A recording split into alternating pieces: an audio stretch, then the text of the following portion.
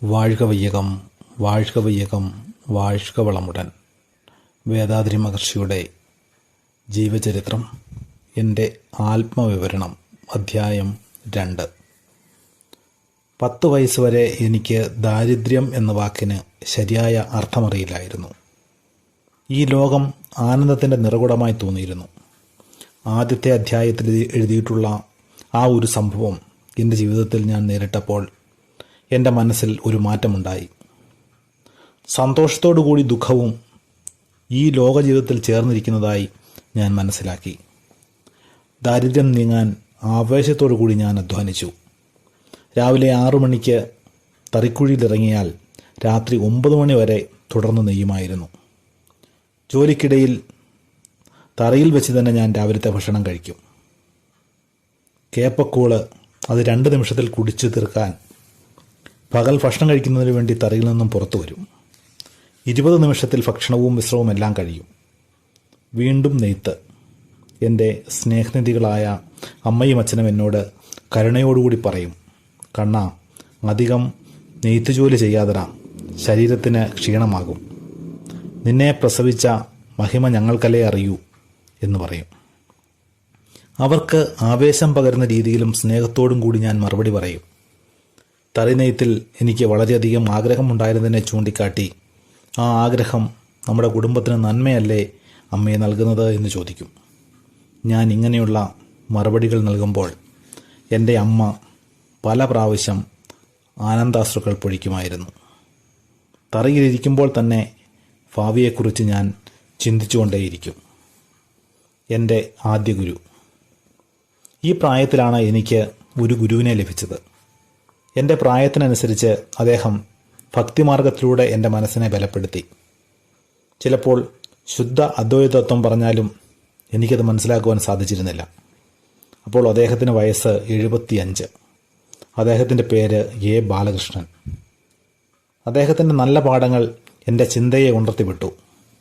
അദ്ദേഹം പറഞ്ഞു തന്നതുപോലെ മര്യാദയോടും അച്ചടക്കത്തോടും കൂടി ഞാൻ പെരുമാറാൻ ശീലിച്ചു. ഭജനയിൽ വളരെയേറെ താല്പര്യം ഞാൻ പ്രകടിപ്പിച്ചിരുന്നു. എങ്കിലും അദ്ദേഹം നൽകിയ ഉപദേശങ്ങളുടെ അടിസ്ഥാനപരമായ സത്യം എന്താണെന്ന് മനസ്സിലാക്കുവാൻ ഞാൻ എപ്പോഴും ചിന്തിച്ചുകൊണ്ടേയിരിക്കും. 12 വയസ്സിനുള്ളിൽ എൻ്റെ മനസ്സ് ചില പ്രത്യേക ചോദ്യങ്ങൾ ചോദിക്കാൻ ആരംഭിച്ചു.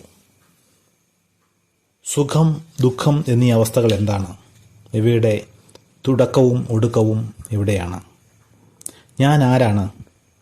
ജീവൻ എന്നാൽ എന്ത്? ജീവൻ ശരീരത്തിൽ എപ്രകാരം നിലനിൽക്കുന്നു? രോഗവും വാർദ്ധക്യവും എന്തുകൊണ്ട് സംഭവിക്കുന്നു? എങ്ങനെ ഉണ്ടാകുന്നു? ഈശ്വരൻ ആരാണ്? പ്രപഞ്ചത്തിനെ അദ്ദേഹം എന്തുകൊണ്ട് സൃഷ്ടിച്ചു? ദാരിദ്ര്യം എന്തുകൊണ്ട്? എങ്ങനെ സംഭവിക്കുന്നു? അതിനെ ഇല്ലാതാക്കുന്നത് എങ്ങനെ? ഈ ചോദ്യങ്ങൾ എൻ്റെ ചിന്തയിൽ ഉടലെടുത്തു. അപ്പോഴുണ്ടായിരുന്ന എൻ്റെ ഗുരുവിന് എനിക്ക് ഭജനഗീതങ്ങളും ശതകങ്ങളും മാത്രമേ ബോധിപ്പിച്ച് നൽകുവാൻ സാധിച്ചിരുന്നുള്ളൂ. എൻ്റെ ചോദ്യങ്ങളിൽ ഒന്നിനു പോലും മറുപടി നൽകാൻ അദ്ദേഹത്തിന് സാധിച്ചിരുന്നില്ല. എങ്കിലും എനിക്ക് എൻ്റെ ചോദ്യത്തിന് ഏകദേശം അടുത്തടുപ്പിച്ച് ചില ഉത്തരങ്ങൾ ലഭിച്ചു. ഈശ്വരനെ അഭയം പ്രാപിച്ച് നമ്മുടെ ആവശ്യങ്ങളെ പൂർത്തി ചെയ്തു കൊള്ളണം. അതുമൂലം ഈശ്വരൻ നേരിട്ട് പ്രത്യക്ഷപ്പെട്ട് നമുക്ക് അദ്ദേഹത്തിൻ്റെ മഹത്വത്തെ അറിയിക്കും. നല്ല ലാഭം ലഭിക്കുന്ന തൊഴിലുകൾ തിരഞ്ഞെടുത്ത് ചെയ്യണം. അതുമൂലം ദാരിദ്ര്യം നീങ്ങും. തറിനെയ്ത്ത് മൂലം ദാരിദ്ര്യം കൂടുമെന്നല്ലാതെ നീങ്ങുകയില്ല. ഒരു ജ്ഞാനിയായ ഗുരുവിനെ തേടണം. അദ്ദേഹത്തിലൂടെ ജീവനെക്കുറിച്ചും അറിവിനെക്കുറിച്ചും ബോധ്യപ്പെടണം. ഇവയാണ് എൻ്റെ അന്തരാത്മാവ് നൽകിയ മറുപടി. ഈ തീരുമാനപ്രകാരം ഞാൻ പ്രവർത്തിക്കുവാൻ ആരംഭിച്ചു. എനിക്ക് അപ്പോൾ വയസ്സ് 14ആയി. നല്ല മാറ്റം. ആദ്യം ദാരിദ്ര്യത്തിൽ നിന്നും മുക്തി നേടണം. അതിൽ ജയിക്കാൻ നെയ്ത്തുതൊഴിൽ വിട്ട് മറ്റ് ഉദ്യോഗം നേടണം. ആയതിന് ഇംഗ്ലീഷ് പഠിക്കണം. ഇതിനുവേണ്ടി സുഡ്വാഞ്ചേരി വിദ്യാലയത്തിലെ അധ്യാപകനെ സമീപിച്ച് എനിക്ക് ഇംഗ്ലീഷ് പഠിപ്പിച്ചു തരുവാൻ അഭ്യർത്ഥിച്ചു. അദ്ദേഹം അതിന് തയ്യാറായി. പക്ഷേ 8 ശമ്പളം നൽകണമെന്ന് ആവശ്യപ്പെട്ടു. അപ്രകാരം പണം നൽകി ചിലർ പ്രൈവറ്റായി പഠിക്കുന്നുണ്ടായിരുന്നു. 8 എല്ലാ മാസവും ആര് നൽകും? അതിന് ഞാനൊരു വഴി കണ്ടുപിടിച്ചു. ഇതുമൂലം അച്ഛന് അധിക ചിലവ് വരുത്തുവാനും പാടില്ല. എനിക്കപ്പോൾ ദിവസവും ദോശ വാങ്ങിച്ച് കഴിക്കാൻ കാലണ തരുമായിരുന്നു. അതിനെ മിച്ചപ്പെടുത്തിയാൽ 30 ദിവസത്തിൽ 7.5 അണ കിട്ടും. അച്ഛൻ്റെ അടുത്ത് നിന്ന് അരയണ ചോദിച്ചു വാങ്ങാം. ആയത് ചേർത്ത് വലിയ ബുദ്ധിമുട്ടില്ലാതെ അധ്യാപകന് ശമ്പളം കൊടുക്കാം. ഇതായിരുന്നു എൻ്റെ തീരുമാനം. എൻ്റെ മാതാപിതാക്കളോട് സമ്മതം ചോദിച്ചു. മറ്റു കുട്ടികളോടൊപ്പം ചേർന്ന് ഞാൻ ചീത്തയായി പോകുമോ എന്ന് വിചാരിച്ച് അത്ര എളുപ്പം എനിക്ക് അനുമതി ലഭിച്ചില്ല. 10 ദിവസത്തിന് മുകളിലായപ്പോൾ എൻ്റെ കയ്യിൽ 3 അണ ഉണ്ടായിരുന്നു. രാവിലെ ദോശയോടൊപ്പം തൈര് കഴിക്കുന്നതും ഞാൻ നിർത്തി.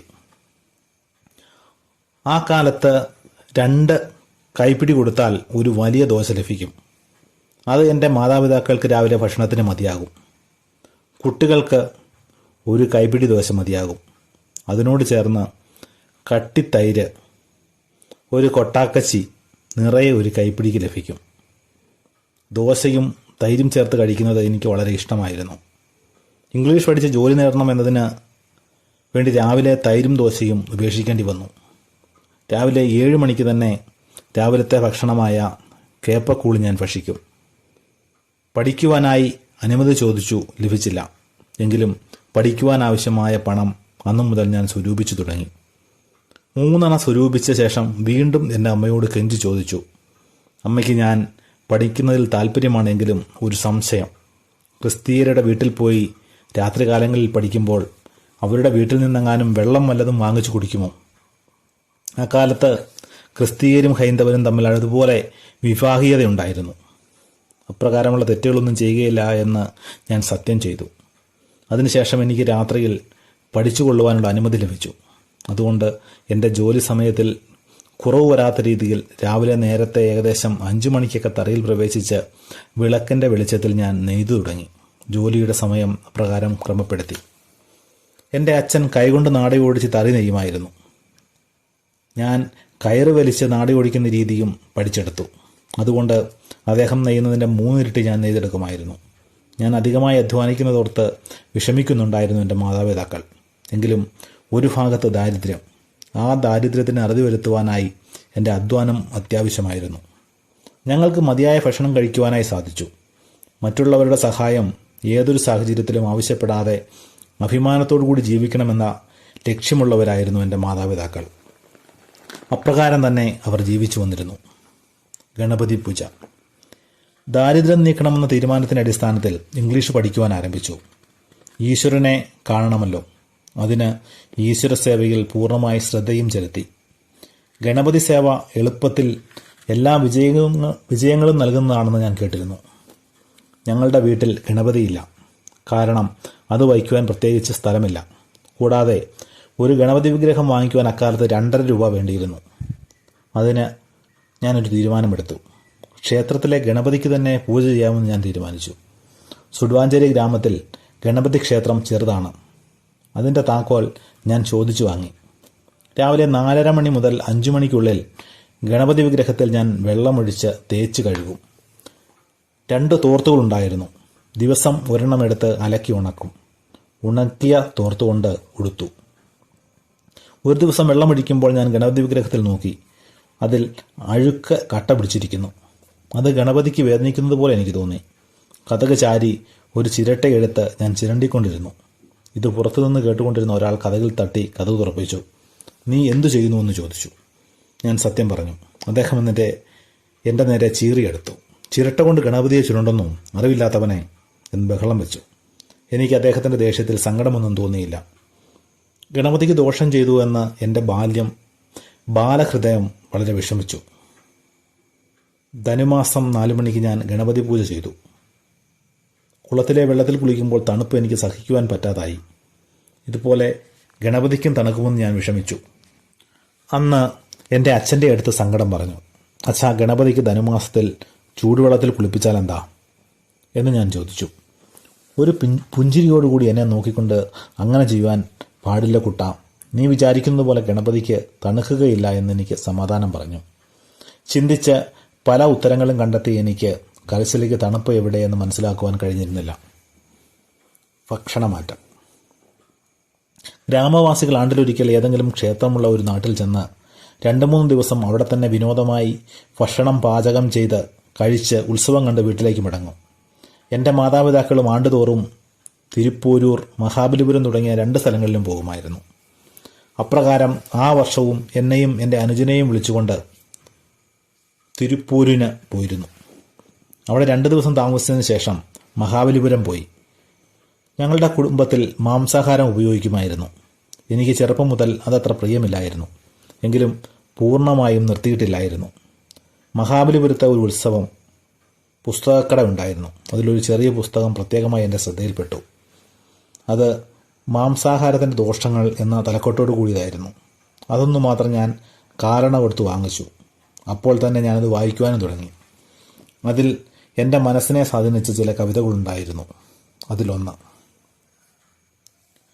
അമ്മായെന്നലറിച്ച് പ്രിയജീവനെ കൊന്നുതിന്ന് ഈ മനുഷ്യരെല്ലാം ആനന്ദിക്കുന്നു.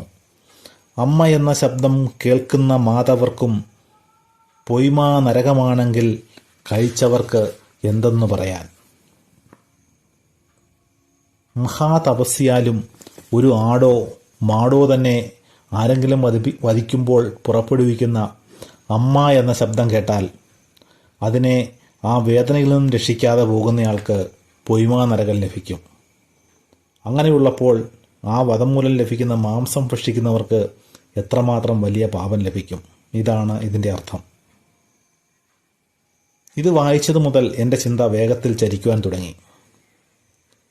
ഈശ്വരചിന്ത മൂലം പാവം മാപ്പാക്കുവാൻ പ്രാർത്ഥിച്ചു. ഞാൻ കരഞ്ഞ് എന്നിൽ കണ്ണുനീർ വാർന്നുപോയി. അന്നു മുതൽ ഞാൻ മാംസാഹാരം കഴിക്കുകയില്ല എന്ന് പ്രതിജ്ഞ ചെയ്തു. എൻ്റെ അച്ഛനും അമ്മയും എൻ്റെ ജീവിത മനംമാറ്റത്തിൽ ഹൃദയപൂർവ്വമായ ആദരവ് നൽകി. അതിനുശേഷം എൻ്റെ ജീവിതത്തിൽ പരംജ്യോതി എന്നയാളോട് ബന്ധപ്പെട്ടിരുന്ന ആ കാലയളവിൽ ചില സമയങ്ങളിൽ ഭക്ഷണത്തിൽ ചില സംശയങ്ങളുണ്ടായി. എങ്കിലും ഞാൻ വീണ്ടും തിരുത്തി മാംസമില്ലാത്ത ഭക്ഷണത്തിൽ തന്നെ ഉറച്ചു നിന്നു. 16 വയസ്സ് മുതൽ ഞാൻ ചെയ്യുന്ന ഓരോ പ്രവൃത്തികൾക്കും ഞാൻ കാരണമറിയുവാൻ ശ്രമിച്ചു. വിശേഷ ദിവസങ്ങളിൽ പടച്ചോറ് നൽകുന്നത് എന്തിന്?